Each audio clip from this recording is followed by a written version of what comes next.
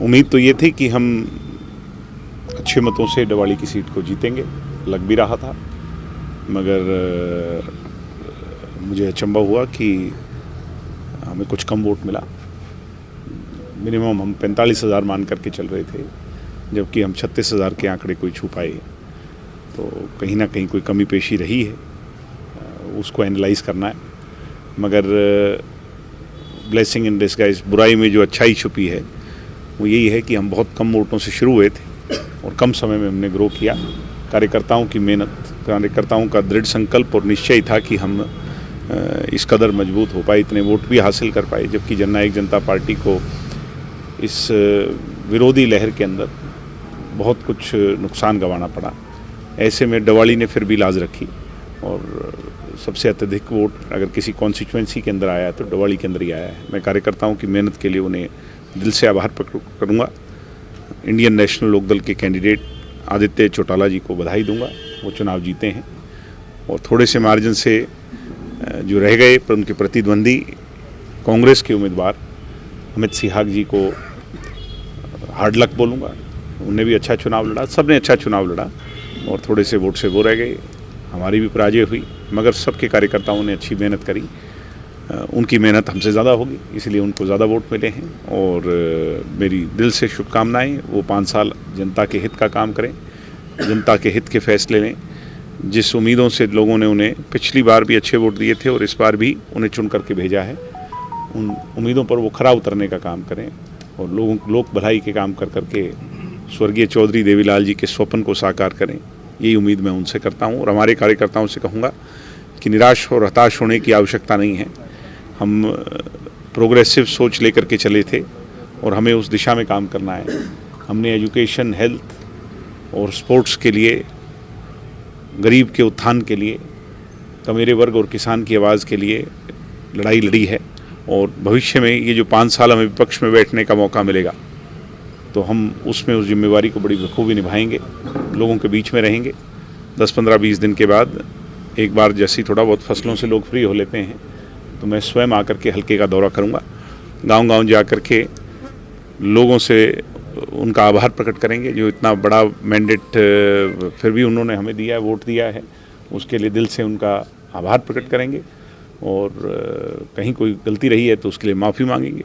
लोगों को गले लगा करके फिर से आगे बढ़ेंगे और फिर से लड़ाई लड़ेंगे। 5 साल बाद ये सीट हम मजबूती से जीतें, उस संकल्प की ओर, उस डायरेक्शन में काम शुरू कर देंगे आज से।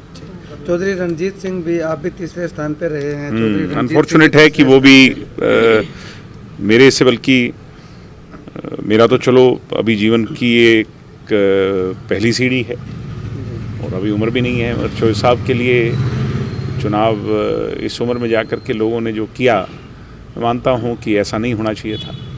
कि रणजीत सिंह जी को चुनाव ज़रूर जीतना चाहिए था, लोगों को जिताना चाहिए था। उन्होंने बहुत काम किए हैं, खेत तक पानी लाने का काम हुआ है, बहुत डेवलपमेंट हुई है, क्षेत्र के लोगों की आवाज़ वो बने हैं। जिस महकमे के मंत्री थे, बिजली महकमे के, उसके बहुत काम हुए हैं। तो अब क्या कह सकते हैं भाई, जो लोग तो कह रहे थे कि कांग्रेस की सरकार आएगी 60 सीटों पे, मगर सरकार तो भारतीय जनता पार्टी की बन गई। तो राजनीति है, इसमें कुछ पता नहीं चलता। क्रिकेट की आखिरी बॉल पर और पॉलिटिक्स में क्या हो जाए ये तो रिजल्ट के बाद ही पता चलता है। कहीं ना कहीं संदेह आपको भी है, क्योंकि अभी लगातार मुद्दा ये कि चलेगा ईवीएम में सेटिंग का चलने की संभावना है। तो कोई बात नहीं है, ये तो हारे हुए और निराश लोग इस तरह की बातें करते हैं, हताश लोग इस तरह की बातें करते हैं। मैं इन बातों पर विश्वास नहीं करता और अगर कोई बात है तो वो लंबे समय तक छुपी नहीं रहती।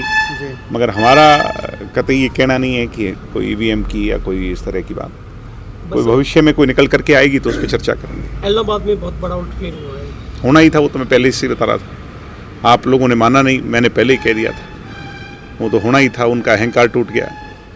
जो ये कहते थे कि मैं अश्वमेघ घोड़ा हूँ, वो लोगों ने बता दिया कि ऐसा नहीं है राजनीति के अंदर। तो मैं मानता हूँ कि अब उनको भी सोचना चाहिए, समझना चाहिए और पोलाइट होना चाहिए। घरों की दीवारें जो उसमें जो अपने कहते हैं साधारण भाषा में कि जो उसके दरवाजे हैं वो नीचे रखने चाहिए, कि हर रोज़ सुबह उठ के जब उनको आप लांघें तो आपका सिर झुके, आप में विनम्रता रहे और जिस दिन वो उस बात का एहसास कर लेंगे तो सारी बात ठीक ही हो जाएगी, कोई दिक्कत ही नहीं है। मैं तो पहले से कहता हूँ कि सब मिलजुल करके फिर तो ठीक ही कर लेंगे, मगर अगर वो इस अहंकार में रहेंगे तो फिर रिजल्ट ये तो तब मिला है जब वो किसानों के लिए इस्तीफ़ा दे बैठे थे और लंबे समय से चोई ओम प्रकाश चौटाला जी के नाम पर चुनाव लड़ रहे थे। और अगर ये सब एडवांटेजेस नहीं होती तो क्या हश्र होता। तो क्या लगता है आने वाले समय में कुछ सुधार देखने को मिल सकता है? उम्मीद है, उम्मीद पर जनता की दुनिया कायम। बाकी मैं सबका धन्यवाद करूंगा।